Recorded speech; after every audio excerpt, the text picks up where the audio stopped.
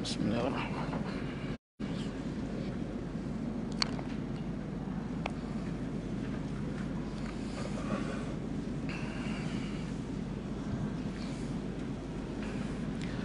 A'udzu billahi minasyaitonir rajim. Bismillahirrahmanirrahim. Assalamualaikum warahmatullahi taala wabarakatuh. Bismillahirrahmanirrahim. InsyaAllah kita mulakan majlis kita pada petang ini dengan umul kitab, dengan pahala Fatihah kita bacakan nanti kita hadiahkan kepada Rasulullah sallallahu alaihi wa alihi wasallam, ahli keluarganya, sahabat-sahabatnya, tabi'in, tabi'in, ulama-ulama mutaqaddimin, mutaakhirin, ulama zaman, khususnya kepada Syekh Abdul Samad Al-Falimbani yang telah mengarang kitab Hidayatus Salikin fi Suluki Maslakil Muttaqin. Tidak lupa kepada Syekh Ahmad Fahmi Zamzam Abdul Ali Al-Banjari Al-Nadwi Al-Maliki. Seterusnya kita hadiahkan Al-Fatihah kepada pejuang-pejuang agama Allah Subhanahu wa taala, para syuhada, terutamanya sahabat-sahabat kita yang berada di Palestin, di Mesir, di Syria, di Yaman, di Selatan Tai, di Rohingya, di Marawi, di Malaysia. Seterusnya kita hadiahkan Al-Fatihah kepada para salihin, wali-wali Allah, para muttaqin, para syakirin. Seterusnya kepada kedua ibu bapa kita, guru-guru kita, kaum keluarga kita, kaum muslimin dan muslimat. Al-Fatihah. A'udzu billahi minasyaitonir rajim. Bismillahirrahmanirrahim. Alhamdulillahi rabbil alamin. Ar-Rahmanir Rahim. Maliki yaumiddin. Iyyaka na'budu wa iyyaka nasta'in. Ihdinas siratal mustaqim. Siratal ladzina an'amta 'alaihim ghairil maghdubi 'alaihim waladdallin. Amin. InsyaAllah tuan-tuan, untuk menambah baik lagi majlis kita pada petang ni, marilah sama-sama kita berselawat ke atas Nabi sallallahu alaihi wa alihi wasallam. Semoga dengan kita berselawat ke atas Nabi sallallahu alaihi wa alihi wasallam, Allah Subhanahu wa taala menambah lagi keberkatan, keredaan, rahmat, dan lebih-lebih lagi kita mengharapkan Allah Subhanahu wa taala mengampuni segala dosa kita, insya-Allah. Bismillahirrahmanirrahim. Allahumma salli ala sayyidina Muhammadin an-nabiyil ummi wa ala alihi wa sahbihi wa barik wa sallim. Allahumma salli ala sayyidina Muhammadin an-nabiyil ummi wa ala alihi wa sahbihi wa barik wa sallim. اللهم صل على سيدنا محمد النبي الأمي وعلى آله وصحبه وبارك وسلم. اللهم صل على سيدنا محمد النبي الأمي وعلى آله وصحبه وبارك وسلم. اللهم صل على سيدنا محمد النبي الأمي وعلى آله وصحبه وبارك وسلم. اللهم صل على سيدنا محمد النبي الأمي وعلى آله وصحبه وبارك وسلم. اللهم صل على سيدنا محمد النبي الأمي وعلى آله وصحبه وبارك وسلم. اللهم صل على سيدنا محمد النبي الأمي وعلى آله وصحبه وبارك وسلم. اللهم صل على سيدنا محمد النبي الأمي وعلى آله وصحبه وبارك وسلم. اللهم صل على سيدنا محمد النبي الأمي وعلى آله وصحبه وبارك وسلم. بسم الله الرحمن الرحيم. الحمد لله رب العالمين وبه نستعين على أمور الدنيا والدين, والصلاة والسلام على سيد المرسلين خاتم النبيين محمد صلى الله عليه وآله وصحبه وسلم, وعلى آله وأصحابه وتابعا تابعا لهم بإحسان إلى يوم الدين. سبحانك لا علم لنا إلا ما علمتنا إنك أنت العليم الحكيم. رب اشرح لي صدري ويسر لي أمري واحلل عقدة من لساني يفقهوا قولي. Rabbi zidna ilma warzuqna fahma. Allahumma yassir wa la tu'assir. Rabbi tamim bil khair. Ya Fattah ya Alim, iftah lana futuhal arifin. ولا حول ولا قوة إلا بالله العلي العظيم ولا حول ولا قوة إلا بالله العلي العظيم ولا حول ولا قوة إلا بالله العلي العظيم أما بعد قال الله تعالى في القرآن العظيم أعوذ بالله من الشيطان الرجيم بسم الله الرحمن الرحيم ألم نشرح لك صدرك ووضعنا عنك وزرك الذي أنقض ظهرك ورفعنا لك ذكرك فإن مع العسر يسرا إن مع العسر يسرا فإذا فرغت فانصب وإلى ربك فارغب. صدق الله العظيم. Alhamdulillah, pertama-tamanya marilah sama-sama kita merafakkan rasa syukur kita ke hadirat Allah Subhanahu wa taala, yang keizinan Allah Subhanahu wa taala dapat sama-sama kita bertemu dan kita bersua lagi pada petang ini, dan sama-sama kita mengharapkan semoga pertemuan kita pada petang ini Allah Taala penuhkan dengan keberkatan, keredaan, rahmat, dan lebih-lebih lagi kita mengharapkan Allah Subhanahu wa taala mengampuni segala dosa kita insya-Allah.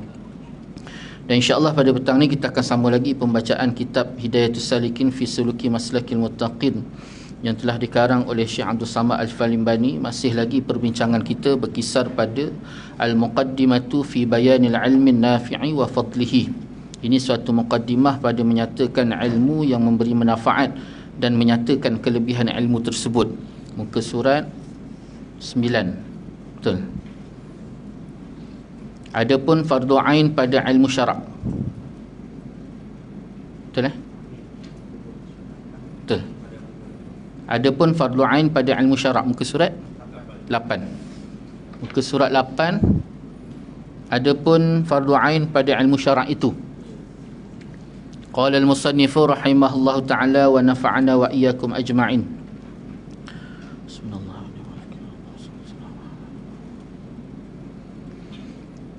Adapun fardu ain pada ilmu syarak itu, maka iaitu mengenal qadar yang mengetahui dengan dianya segala fardu taharah dan fardu sembahyang dan fardu puasa dan yang membatalkan akan dianya puasa dan fardu haji dan fardu zakat dan segala yang membatalkannya zakat, dan yang lebih daripada itu iaitu fardu kifayah juga.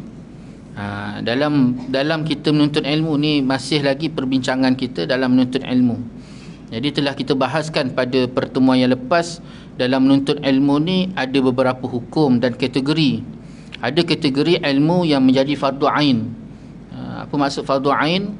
Maknanya setiap individu Muslim tadi wajib mempelajari ilmu tersebut. Dan ada ilmu dikategorikan dalam kategori fardu kifayah. Maknanya kalau dalam satu kampung, satu taman itu ada seorang yang mempelajari ilmu tersebut, maka orang lain tak payah. Jadi dalam membicarakan ilmu syariat, apa maksud ilmu syariat ni? Disebut kat sini ilmu syarak. Kalau bahasa kita mudah faham, ilmu fiqh. Ilmu fiqh ni dalam kategori fardu ain, maknanya setiap Muslim mesti belajar. Nak tak nak kena belajar. Kalau dia tak belajar, berdosa. Itu yang dikatakan fardu ain. Setiap individu Muslim tadi mesti mempelajari dia, wajib mempelajari dia, bukan mesti, wajib mempelajarinya. Jika dia tidak mempelajari, maka berdosalah dia. Maka ilmu fiqh tadi dalam kategori fiqh ni luas. Dia ada bicara tentang ibadah, dia ada bicara tentang munakahat, dia ada bicara tentang muamalat, dia ada bicara tentang jenayat. Ada 4 kategori. Jadi dalam 4 kategori ni ada kategori, ada ilmu yang termasuk dalam fardu ain, ada ilmu yang termasuk dalam fardu kifayah. Jadi kategori fardu ain ni nak tak nak setiap individu Muslim mempelajarinya, iaitu yang pertamanya masalah fardu taharah. Fardu taharah ni apa? Bermula dengan mengenali air, berapa pembahagian air, itu dia. Kemudian istinja, ini termasuk taharah. Istinja sampailah masuk dalam bab wudu, hadas besar, hadas kecil. Hadas besar apa dia, hadas kecil apa dia, apa perkara yang membuatkan seseorang itu berhadas kecil.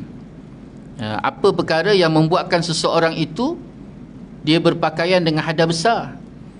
Jangan nanti jawab, kalau orang tanya apa tu hadas kecil apa hadas besar, buang yang kecil buang yang besar. Jangan. Ada satu kelas pengajian, seorang makcik dia datang jumpa saya lepas habis pengajian. Ustaz, dia kata, saya ni umur 80 tahun. 80 tahun umur. Ustaz, hari ni baru saya tahu macam mana mandi wajib.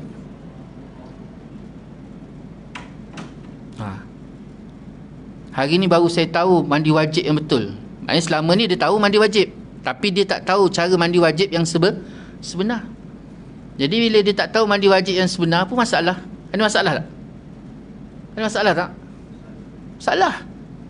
Maknanya dia berjalan, hidupnya tu 80 tahun. Katalah tolak balik dia 15 tahun. Jadi tinggal 65 tahun. 65 tahun tu, baik dia berhadas besar disebabkan keluarnya haid, dia orang perempuan, ataupun dia berhadas besar disebabkan jima'. Kalau dia kahwin pula, dia berjima'. Kalau dia beranak pula dengan sebab wiladah dan juga nifas, maka dia berjalan dalam keadaan berhadas besar. Orang yang berhadas besar, dia solatnya sah tak? Tak sah. Bahkan berdosa besar, sebab dia berhadas besar kemudian dia solat, seperti mempermain-mainkan solat. Habis dia pergi umrah, pergi haji, tak kena dam dalam keadaan dia berhadas besar tu. Nampak tu? Sebab benda ni bukan benda main-main. Jangan kita rasa, oh dah solat, dah puasa, dah zakat, dah haji. Kalau minggu lepas kita, bulan lepas kita bicara tentang syirik. Macam mana kita berjalan dalam keadaan menggendong syirik. Orang yang syirik pada Allah SWT, dia solat dia, puasa dia, zakat dia, haji dia. Itu sebabnya Nabi SAW perintah pada kita supaya kita senantiasa menuntut ilmu daripada lahir buayan sampailah ke liang lahat. Tuntut ilmu habis-habis, sebab kita tak tahu. Mungkin ada benda yang kita terlepas pandang, ada benda perkara yang mungkin kita terlupa, perlu diulang. Mungkin yang kita tak tahu, kena tahu. Ini dalam bab taharah ni sahaja, kita sangat-sangat bermasalah. Kemudian di antara lagi yang menjadi fardu ain lagi, yang wajib kita pelajari, iaitu fardu sembahyang. Apa maksud fardu sembahyang? Yang dikatakan fardu sembahyang ni, iaitu sembahyang 5 waktu sehari semalam. Itu paling wajib tu. Nak tak nak, setiap individu Muslim dia kena tahu setiap perkara yang bersangkut paut tentang 5 waktu solat tadi. Subuh, Zuhur, Asar, Maghrib, Isyak. Satu. Yang kedua, dia kena tahu tentang rukun-rukun solat. Berapa rukun solat? Dan setiap rukun tadi dia kena tahu secara terperinci macam mana rukun tadi. Salah satu daripada rukun tu berdiri tegak. Apa yang dikatakan berdiri tegak? Dengan permasalahan berdiri tegak, kalau kita faham, baru kita tahu sah tak sah kita salat dekat dalam bas, sah tak sah kita salat dekat dalam kapal terbang, sah tak sah kita salat dekat dalam kereta api, kenderaan. Dengan permasalahan kita mengetahui secara terperinci tentang rukun solat yang pertama, iaitu berdiri tegak tadi. Adakah berdiri tegak tadi boleh menyengging dekat tiang? Berdiri tegak tadi boleh tak menyengging dekat apa ni? Dekat dinding. Kemudian takbiratul ihram. Salah satu rukunnya. Apa yang dikatakan takbiratul ihram? Mana takbiratul ihram? Yang disebutkan takbiratul ihram, salah satu daripada rukun solat tu, mana dia? Adakah perkataan Allahu Akbar? Ataupun angkat dua tangan? Ataupun perkataan Allahu Akbar dan angkat dua tangan? Ni baik-baik. Ada satu istimak. Bukan istimak, macam kursus lah. Kursus guru-guru pengajian Islam yang graduate tu, pengajian Islam, guru-guru pengajian Islam, lebih kurang dalam, tak ramai, dalam 30 orang. Tapi saya tak tahulah dia degree ke sijil ke apa, Allah alam. Satu hari dia jemput saya, ni guru pengajian Islam ni. Saya bagi soalan cepu mas, apa yang manakah yang dikatakan takbiratul ihram?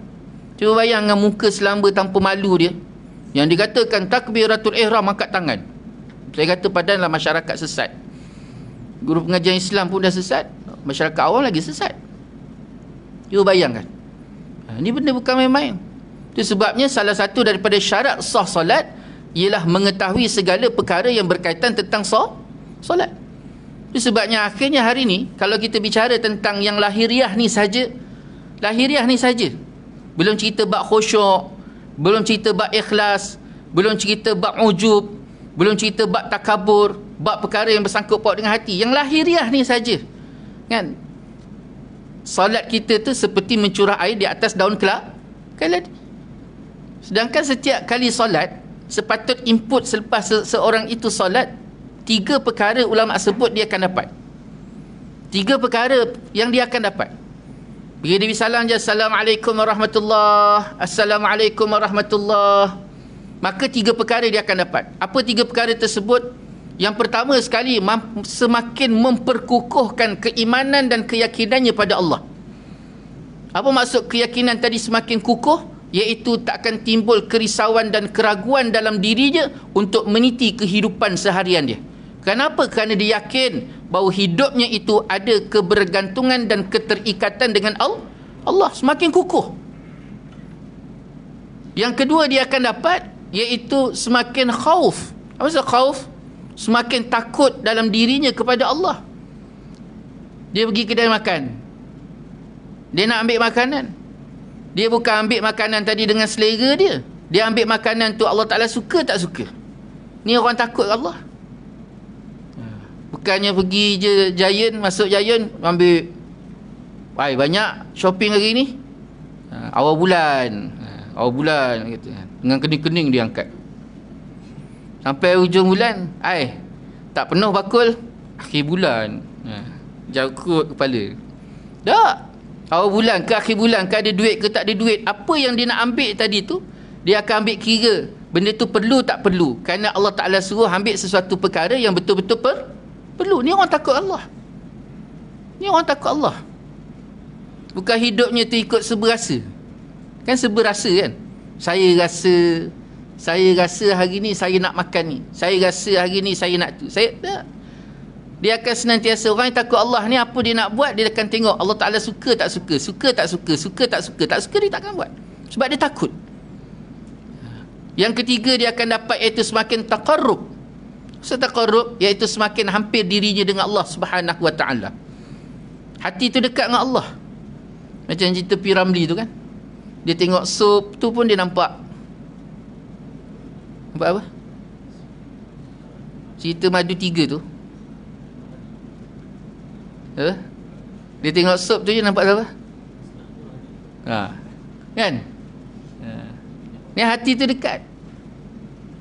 Bila tengok makanan ingat Allah, bila tengok air ingat Allah, bila tengok sahabat ingat Allah. Bila kita tengok sahabat, kita ingat Allah, kita tak akan inaya sahabat kita. Kenapa tak inaya sahabat tu? Kan kita hari ni kita suka apa panggil, prank kan, prank kawan, prank sahabat. Kita tak akan mampu nak prank dia. Sebab apa? Kita takut Allah Ta'ala tu. Dan Allah Ta'ala tak suka kita prank orang. Bergurau ada batas. Rasulullah bergurau, tapi Rasulullah tu ada batas. Bukan tak boleh. Ini tak prank sampai ke orang tu habis patah, lokus basah, semua habis.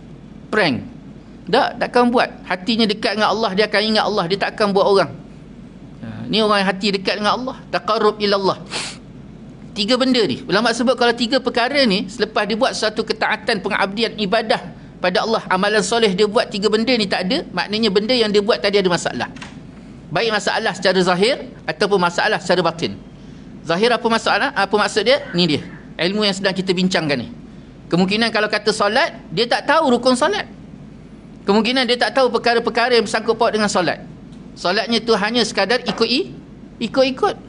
Kalau sebut takbiratul ihram tadi, dia pun tak tahu kat mana takbiratul ihram. Yang dia tahu takbiratul ihram angkat tangan. Yang sebenar takbiratul ihram yang dikatakan rukun solat tu dia tak ketahui. Jadi akhirnya sah tak solat. Jadi solat tu seperti mencurah air di atas daun keladi. Berapa tahun solat? 30 tahun. Berapa tahun solat? 50 tahun. Berapa tahun solat? 60 tahun. Tapi solat itu tidak menjadi pembentukan kepribadian seseorang itu untuk menjadi seorang Muslim yang benar-benar diredai oleh Allah SWT. Sedangkan kita lakukan ibadah ni bukan kejar pahala. Bukan hanya kejar, pertama sekali biasa masyarakat awam, dia akan melakukan ibadah tu. Kenapa? Kerana janji dah buat. Betul tak? Dah solat? Dah. Tengok nanti lepas je solat zuhur. Kan masing-masing macam keluar tandas, kalau cakap kasar dia. Kan, lepas je solat zuhur, macam muka orang keluar tandas. Lega dah solat. Apa ingat solat tu? Saya datang dengan satu kisah. Kalau tuan-tuan biasa baca kitab apa ni, Fadailul A'mal, pernah dengar? Kitab orang tabligh, Fadailul A'mal. Siapa penulis dia? Syekh Zakaria, Maulana Zakaria Al-Kandahlawi. Tuan-tuan tahu tak, satu hari dia keluar berdakwah, satu grup dia keluar berdakwah. Jadi mereka ni kan berjalan jauh ni, daripada satu rumah ke satu rumah, daripada satu kampung ke satu kampung, sampai dah selesailah apa yang telah mereka cadang tadi. Mereka balik ke masjid. Jauh jalan ni. Bila balik je masjid, sahabat-sahabat tadi semua terbaring kerana kepenatan berjalan jauh. Syekh Zakaria, Maulana Zakaria ni, dia tu ambil wuduk di solat. Bila dia solat saja, lepas dia solat, selesai solat, kawan-kawan ni tengok dia solat, dia orang datang pada Maulana Zakaria. Dia orang pun tanya, Maulana tak penat ke jalan jauh, dia kata. Kan, balik-balik terus sembahyang. Maulana kata, saya rasakan bila saya sembahyang tadi, saya lebih rasa beristirahat. Saya sembahyang tadi rasa lebih tenang. Saya sembahyang tadi, saya rasa lebih segar badan saya. Nampak? Dia jadikan solat itu sebagai tempat beristirahat. Baik beristirahat secara lahiriah tubuh kita ni, begitu juga beristirahat secara penjiwaan kita, ketenangan pemikiran kita. Ni bukan hanya sekadar solat, dah solat, oh lega solat. Apa ingat solat tu apa? Sebabnya ini perkara yang perlu kita lihat, kita teliti dan kita muhasabah balik, supaya setiap ibadah yang kita lakukan itu bukan hanya duduk takut yang sama. Kalau benda itulah yang kita gendong saban tahun, maka sudah pasti kita tak lebih seperti anak-anak tadi. Anak-anak tadika solat. Yang solat perlu dipantau, yang solat perlu dimarah, yang perlu solat perlu dicakap, perlu disuruh dan sebagainya. Kenapa? Kerana bila ada kesinambungan, setiap tahun tu ada penambah baik pada ibadah kita, maka insya-Allah ibadah tadi bukannya datang sebagai satu beban, tetapi dia datang sebagai satu rasa yang rasa seronok sangat. Bila buat rasa seronok. Tanggungjawab tu asas, trust. Tetapi sampai satu tahap bila kita rasa benda tu satu benda yang menyeronokkan, maka dia tidak akan rasa beban. Yang jadi beban hari ni kerana kita letak dalam kepala kita tanggungjawab. Oh ni tanggungjawab ni amanah, tak nak kena buat. Akhirnya beban. Boleh tak? Boleh. Tak ada masalah. Tapi cuba berjalan, melangkah untuk sampai satu tahap kita rasakan apa yang kita lakukan itu bukan lagi beban, bukan lagi amanah, tetapi memang kita cari untuk menjadikan satu perkara yang sangat kita suka dan sangat kita cintai. Ini dia. Jadi bermula dengan benda ni. Kena tahu perkara bersangkut paut. Ini fardu ain. Tak nak kena tahu perkara yang bersangkut paut dengan tentang solat tadi. Yang ketiga, fardu puasa. Ni tuan-tuan, kita dah masuk Rejab. Jadi tuan-tuan dah boleh buka kitab-kitab puasa. Rukun puasa. Ada tak rukun puasa?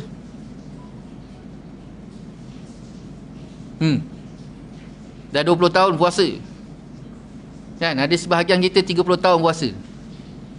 Saya pernah tanya satu majlis, kuliah maghrib, yang duduk kat depan saya tu semuanya orang-orang yang tak terima gaji dah, terima pencen. Ada tak rukun puasa? Rukun puasa, Ustaz? Mana ada rukun puasa? Rukun ni apa? Rukun ni tiang. Rukun ni tulang. Benda teras. Tiang, tulang. Manusia ada tulang. Tulang belakang, penting. Bangunan kena ada tiang. Basikal kena ada, dia panggil apa? Rangka. Kereta ada rangka. Tak ada benda yang dia jadi tanpa tiang, tanpa rangka, tanpa, kalau bahasa Indonesia, pondamen. Benda teras. Kena ada. Tiba-tiba puasa tak ada tiang.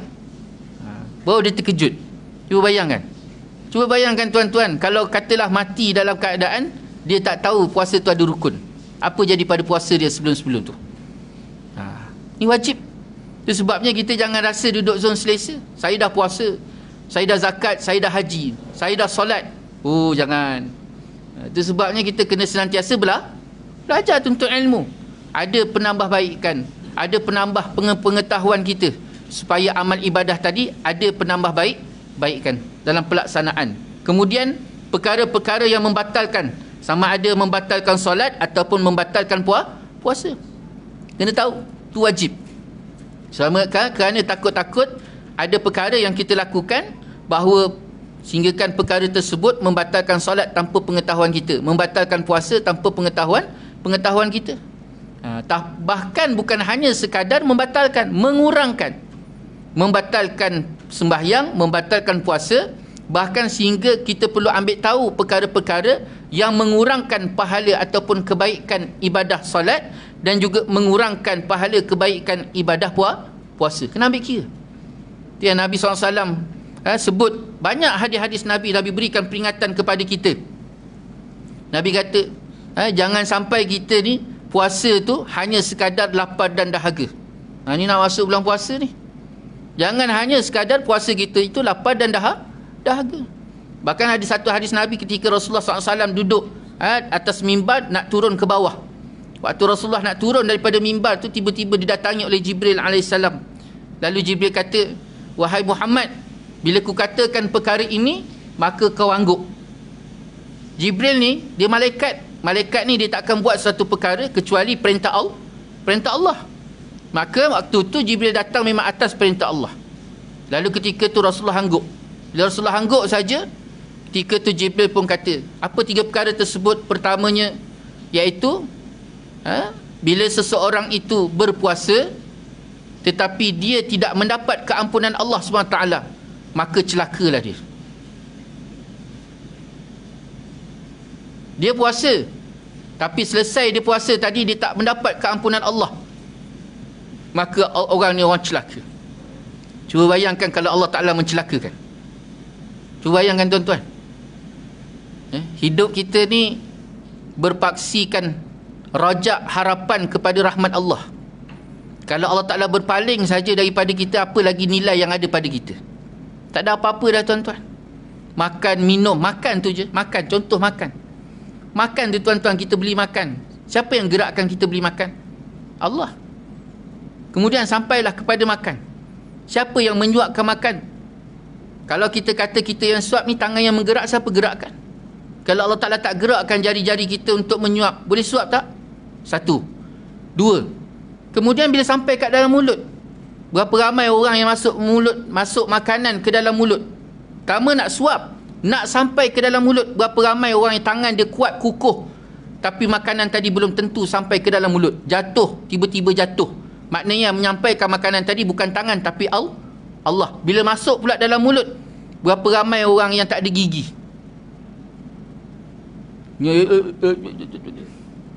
Kan? Awak dah tahulah saya tak ada gigi. Dia boleh datang bawa hadiah maruku. Tak rancur gusi orang tu. Nampak? Itu benda lahiriah yang kita nampak. Kemudian bila masuk dalam rongga ni, siapa yang menggerakkan makanan di dalam rongga kita ni? Dan siapa yang menghancurkan, melumatkan makanan yang dalam usus kita? Dan siapa pula yang membahagikan di antara benda yang pergi kepada untuk bermanfaat tubuh dan mana yang perlu dibuang? Cuba bayangkan tuan-tuan, banyak proses yang dia lalui. Kalau kita hanya bicara tentang makan saja pun tak mampu kita nilai dengan nikmat Allah. Tiba-tiba Allah Ta'ala paling daripada kita. Takut tuan-tuan. Ni perlu kita takut. Itu sebabnya bila Allah Ta'ala murka saja, Allah Ta'ala kata celaka tu berhati-hati. Siapa yang berpuasa tapi tak dapat keampunan Allah, dia Nabi kata rugi. Orang yang berpuasa tapi puasanya itu hanya lapar dan dahaga. Ni banyak benda yang kita kena tengok, kita nilai balik. Ni yang dikatakan fardu ain. Semua orang kena belajar dan semua orang tak boleh lepas tangan benda ni. Kemudian di antara lagi fardu haji. Ni fardu ain. Bila fardu haji ni dia akan jadi fardu ain ke atas orang yang nak pergi haji. Bila dia dapat je panggilan haji, maka wajib dia pergi belajar tentang perkara yang bersangkut paut tentang haji. Kena belajar. Tapi selagi mana tak ada, boleh tak pergi? Pergi ketika itu hanya hukumnya harus. Pergi belajar tadi. Nama dia tak naik pun, tapi dia nak pergi belajar, boleh tak? Boleh. Hukumnya harus. Tak menjadi fardu ain. Bila fardu ain, tiba-tiba tabung haji telefon. Assalamualaikum cik. Nama cik naik, dia kata. Ada duit tak? Tak ada. Tak ada, sorry lah. Kan? Jadi fardu haji ni wajib kita pelajari ketika kita dah dipanggil sebagai tetamu Allah tadi. Kemudian fardu zakat. Bila wajib belajar zakat ni, wajib belajar zakat bila tika mana sampai kepada haul dan nisab tadi. Kena tahu macam mana kita nak tu. Tapi hari ni bab zakat ni tak tak menjadi masalah sangat. Kan? Telefon je Lembaga Zakat Selangor. Assalamualaikum cik, ni saya ada pendapatan, saya ada simpanan, saya ada kambing, saya ada lembu, saya ada unta, saya ada tanaman, dan semua saya nak bayar zakat. Nanti dia akan tulis, dia akan bantu cara kira apa semua sekali. Selesai masalah, transfer. Transfer. Lepas tu nanti dia bagi receipt. Pelepasan cukai boleh, tak ada masalah. Semalam saya mesyuarat dengan Lembaga Zakat Selangor, tuan-tuan. Alhamdulillah hari ni mudah. Jadi bab zakat ni kalau tuan-tuan belajar pun boleh, kalau tuan-tuan tak belajar pun tak ada masalah, sebab ada satu agensi yang menjaga zakat. Tapi setidak-tidak tuan-tuan kena tahu asas. Sebab kita nak tahu apa benda yang perlu kita bayar. Ini kena belajar juga, walaupun tak belajar cara kira, walaupun tak belajar cara agihan, tapi setidak-tidak kita kena tahu apa yang diwajibkan zakat tadi. Adakah pendapatan saja? Tidak. Adakah simpanan saja? Tidak. Adakah emas, perak? Itu semua kena kira tu. Emas, perak, simpanan. Emas tadi pula dekat bila emas tadi kena bayar zakat. Bukannya bila ada emas saja terus bayar, tak. Pertama dikira daripada haul dia, yang kedua nisab dia, sampai tahun, kemudian nilaian emas yang ada dalam tangan kita tadi, kemudian adakah simpanan dan pakai. Itu semua kena ambil kira juga, perlu kita pelajari, supaya walaupun kita tak pergi pejabat zakat, tapi kita tahu bahawa ada perkara yang kita perlu ataupun wajib keluarkan zakat, dan segala yang membatalkannya. Dan yang lebih daripada itu iaitu fardu kifayah. Maknanya selain daripada perkara-perkara yang dibincangkan tadi, taharah, sembahyang, kemudian puasa, kemudian haji dan juga zakat, itu wajib kita pelajari. Selain daripada itu tak perlu. Salah satu contohnya masalah munakahat.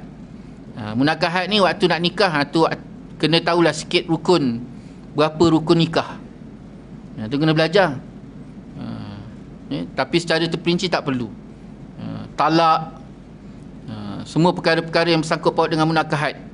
Kemudian muamalat, perlu tak tahu? Tak perlu tahu. Tapi kalau tahu lebih baik. Macam mana jual beli. Hari ni pula orang jenis beli beli pakai Grab, pakai online. Tu sah ke tak sah? Jual beli pakai online tu sah tak sah? Buka Shopee, dia tengok barang apa dia nak beli, dia ambil link, dia copy paste, dia hantar kat suami dia, so suami dia bayar sekati dia je, kan? Suami kebil mata, tak bayar salah. Sah tak bet tadi? Jual beli tadi sah tak? Belajarlah. Bukan kita nak cerita hari ni, itu kena belajar. Jadi kat situ kita tengok balik. Begitu juga jinayat. Jinayat ni kisas, hudud, hudud. Salah satu masalah zina. Jadi benda-benda ni tak perlu tahu secara perinci. Tapi walaupun tak perlu tahu tuan-tuan, kena ambil tahu juga. Sebab ni tanggungjawab sebagai seorang Muslim. Islam ni tuan-tuan, kalau kita bincang tentang bab jinayat, Islam ni bukannya menghukum, tapi Islam itu mendidik. Islam tu bukan menghukum. Kita ambil contoh tuan-tuan, sebatan mahkamah sivil dengan sebatan mahkamah syariat. Sebatan mahkamah sivil, pernah tengok? Ditarik panjang, kemudian dilepaskan. Tuan-tuan, kawan-kawan yang pernah kena tu, dia kata apa? Kalau dah kena tu, sampai mati benda tu tak hilang. Dia angkat tarik tinggi tu, dia sebat tu tuan-tuan, kali pertama tak pecah, kali kedua pecah kita punya tu, daging kita tu pecah. Itu macam-macam kesalahan lah. Tapi kalau kena tu tuan-tuan, sampai mati tak hilang benda tu. Tu mahkamah sivil. Mahkamah syariah tuan-tuan, rotan dia tak boleh lebih daripada satu hasta. Kemudian dia angkat tu pula tuan-tuan, tangan tu tak boleh lebih daripada dada. Tangan tu tak boleh lebih daripada dada. Nak angkat rotan tu, tangan tu tak boleh lebih daripada dada. Saya tanya tuan-tuan, tuan-tuan pernah rotan anak? Pernah rotan suami? Tahu. Pernah rotan isteri? Rotan, cuba bayang, pernah kena rotan? Pernah kena rotan kan? Pernah kena rotan? Ustaz rotan macam mana? Macam ni kan? Payah rotan tu macam ni. Padahal mahkamah syariah dia rotan orang berzina tu macam ni. Cuba bayang orang minum arak tu macam ni tuan-tuan. Rasa apa rotan macam ni? Kan? Ni rasa apa ni? Tapi syarat dia mesti rotan di tengah halayak ramai. Syarat dia.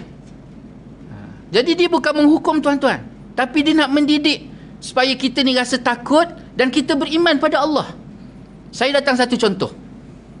Kisah di zaman Rasulullah sallallahu alaihi wasallam. Satu hari seorang perempuan tuan-tuan dia datang jumpa Rasulullah. Dia kata, "Ya Rasulullah, aku dah berzina. Tolong ambil tindakan atas aku. Tolong ambil tindakan atas aku ya Rasulullah." Sampai 3 kali diulang. Rasulullah suruh dia balik. Dia datang lagi. Dia minta lagi. Sampai 3 kali dia datang.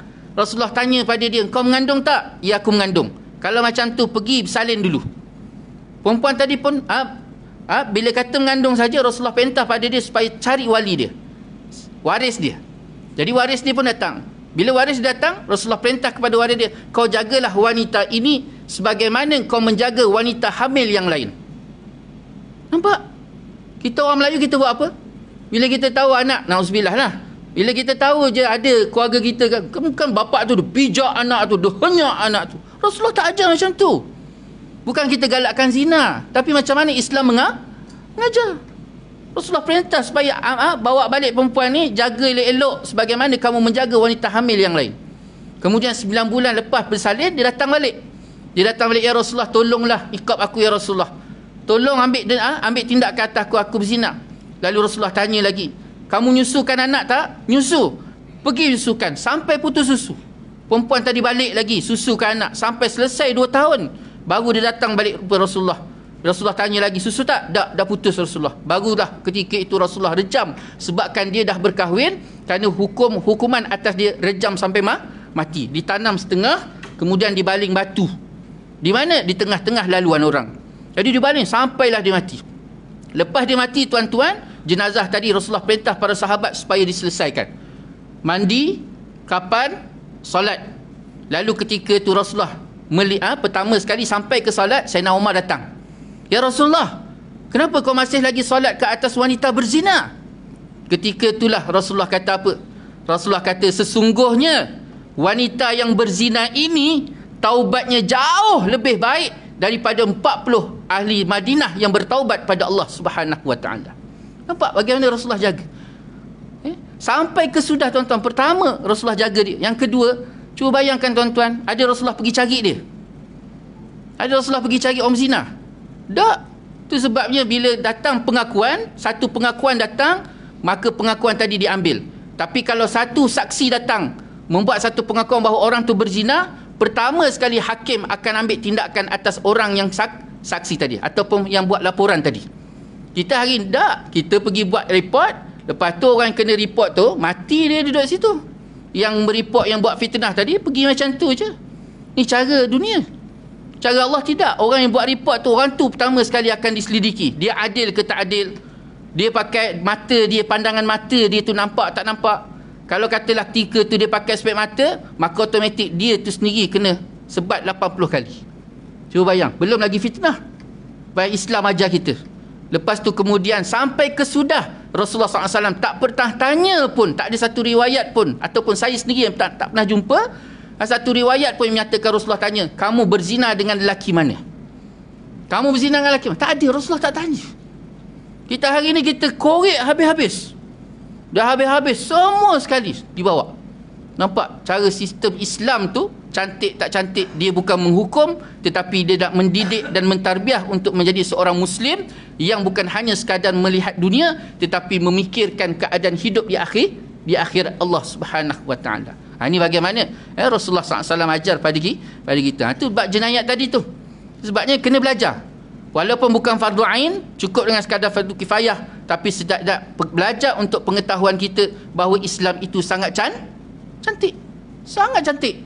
Dan memang satu kewajipan ke atas kita untuk melaksanakan hukum Islam. Dan bahkan sampai tahap bab jenayah inilah kemuncak yang paling ditakuti oleh musuh-musuh Islam. Bab hukum jenayah ni lah, pelaksanaan hukum jenayah inilah yang paling sangat-sangat ditakuti oleh musuh-musuh Islam. Kenapa? Kerana kalau sampai tahap Islam dapat melaksanakan hukum jenayah ini, pelaksanaan jenayah ini, tuan-tuan, hukum jenayah ni, maka ketika itu secara tak langsung masyarakat kufur ataupun orang duduk luar Islam tu, mereka akan jadikan tu sebagai satu jalan dakwah bahawa Islam itu sangat cantik, bukan menghukum tetapi mendidik. Adapun kadar fardu ain pada ilmu batin, wallahu ta'ala alam. Ikut sekadar tu. Hari ni satu perenggan. Bulan depan satu perenggan. 30 tahun tak habis. Tak ustaz mati, anak murid pencin. Wallahu ta'ala alam.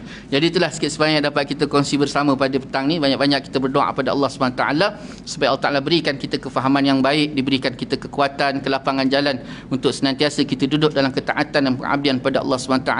Yang baik itu daripada Allah, yang tidak baik itu menunjuk kelemahan saya sendiri. Saya mohon maaf di atas segala salah kata, salah bicara. Mohon maaf di atas segala-galanya. InsyaAllah kita tangguh majlis dengan tasbih kafaratan saturan. Subhanakallah bihamdika asyhadu an la ilaha illa anta astaghfiruka wa atubu ilaik. Bismillahirrahmanirrahim. Wal asri innal insana lafi khusr illa allazina amanu wa 'amilus salihat wa tawasaw bil haqq wa tawasaw bis sabr. A'udzu billahi minasyaitonir rajim. Bismillahirrahmanirrahim. Alhamdulillahi rabbil alamin wassalatu wassalamu ala sayyidil mursalin wa ala alihi wa sahbihi ajma'in. Allahumma rabbana zalamna anfusana wa illam taghfir lana wa tarhamna lanakunanna minal khasirin.